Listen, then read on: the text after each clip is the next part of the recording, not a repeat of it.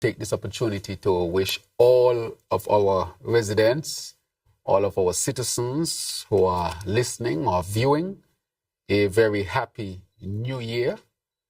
Let me also wish the members of the media here with us today, and those who are not with us, but are members of the media, I want to wish all of you a blessed new year as well. The media is critically important in a democracy. Let me say that this year is a year that we want to see continued transformation as we recover from the post-pandemic era and to really start to implement in earnest or to continue the implementation of all of the policies, projects to transform this country and to diversify our economy. Let me reiterate again that this second Nevis Labour Party administration is about people. It is people-centered and people-focused. I must reiterate that, a number of things had to be done and are being done to really make sure that St. Kitts and Nevis is put on a solid ground with the diversification of the economy so that we no longer depend on one sector.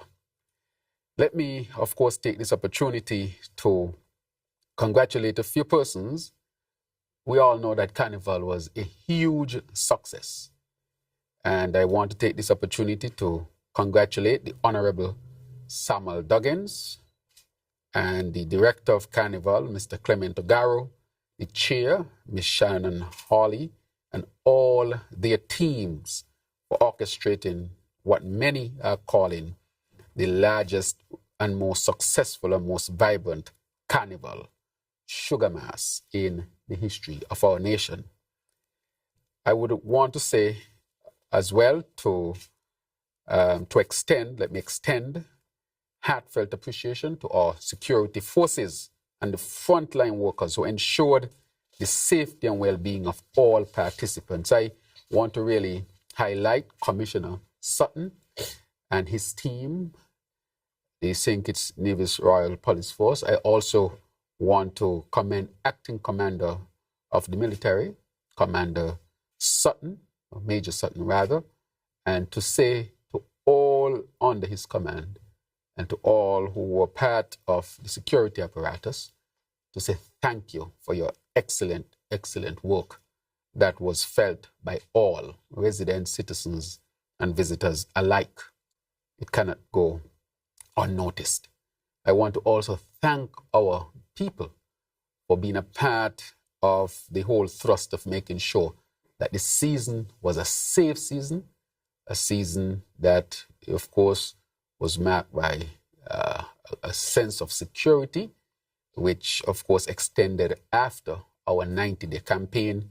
And now we're in the season of what we call our citizen security and dealing with the issues from a public health perspective. And I want to say that this is very much welcome. Also, from a tourism standpoint, we are seeing that tourism continues to grow. And I want to commend the Minister, the Honorable Marsha Henderson, and her team for the excellent job that they have done from that perspective as well.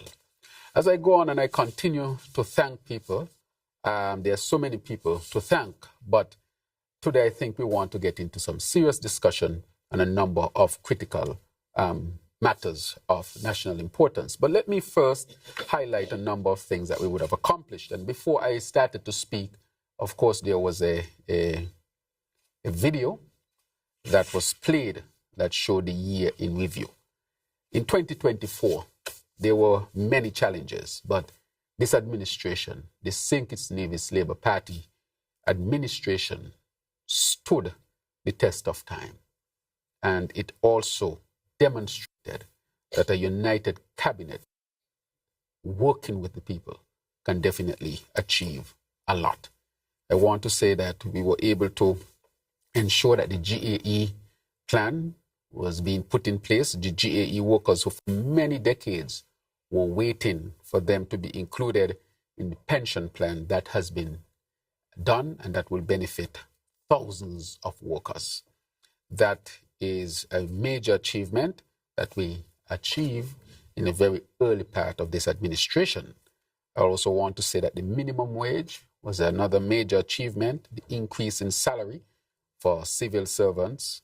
And I also want to point out our Aspire program as well, because our Aspire program is a program that will benefit our people for many generations to come. And I'm encouraging persons to continue to sign up for Aspire.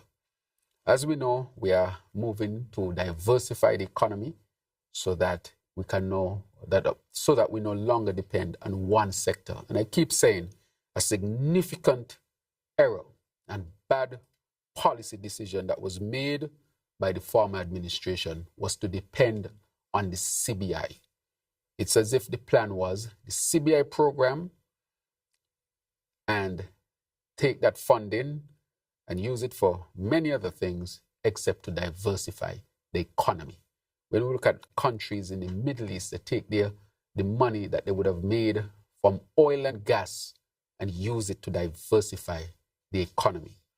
One of the things, as I would speak further on the CBI program, is that I want our country to start a serious discussion as to the number of persons or citizens we would allow into this program. We are entering the realm where the number of persons through the CBI program can outnumber our indigenous population. We have to ask ourselves a serious question. That is why I said from the beginning, this will be one of the most difficult things that I would have to deal with, because we have to balance our sovereignty along with revenue, because most of the revenue came from this program. So part of diversifying this economy, it makes sense so that if one sector is affected, the economy can still continue.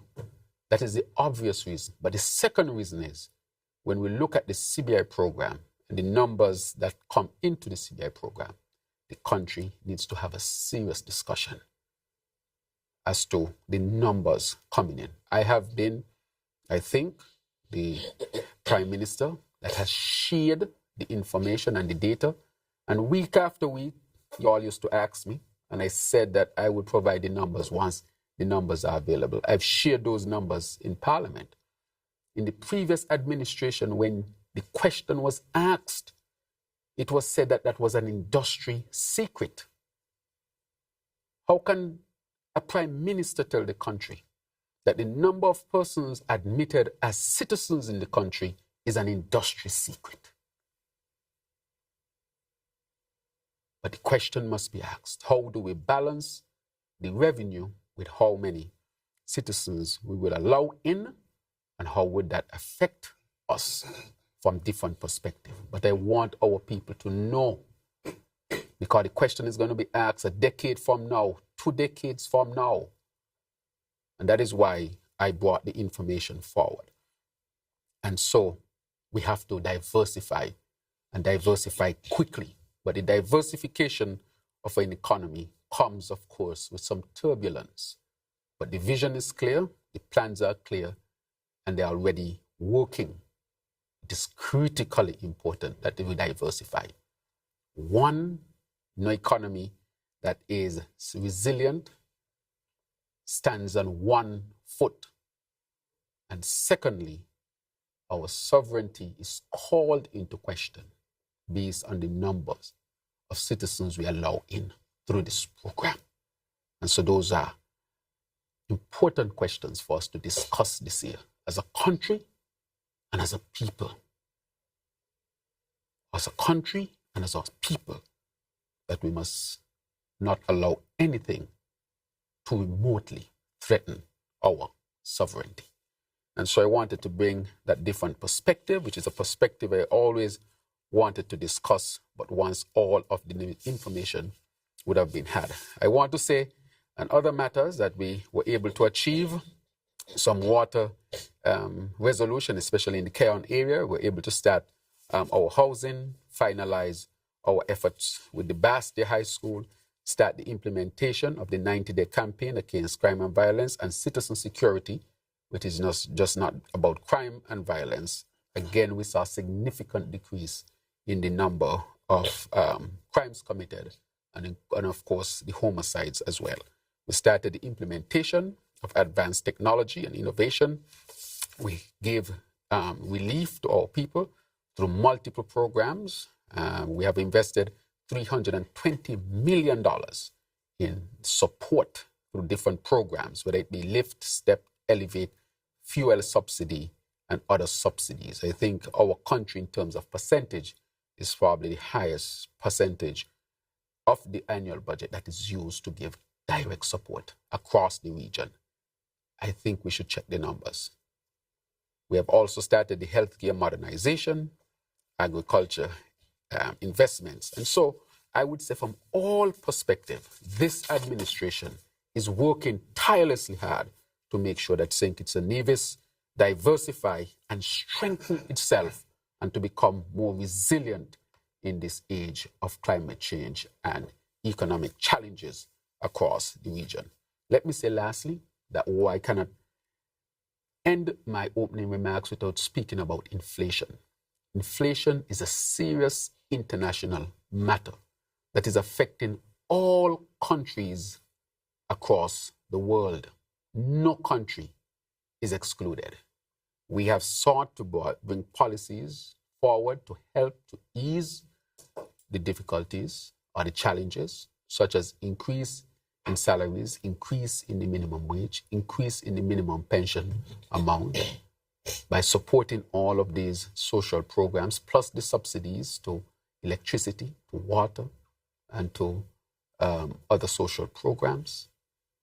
And therefore, we have embarked after the last budget on a new path, which would be the BBW, the Budget Boost Wallet, which is very innovative, and I will discuss it later on, and also the VAT reduction from 17% to 13% for a period of time to give our people an ease. So it's a very fine line between maintaining revenues and giving as much support and relief to our people as possible. But as I've said, our people is always number one. So this administration has responded and has responded positively. And so I will end my opening remarks with those words and now give the media a chance to interact to discuss these critical matters of national importance.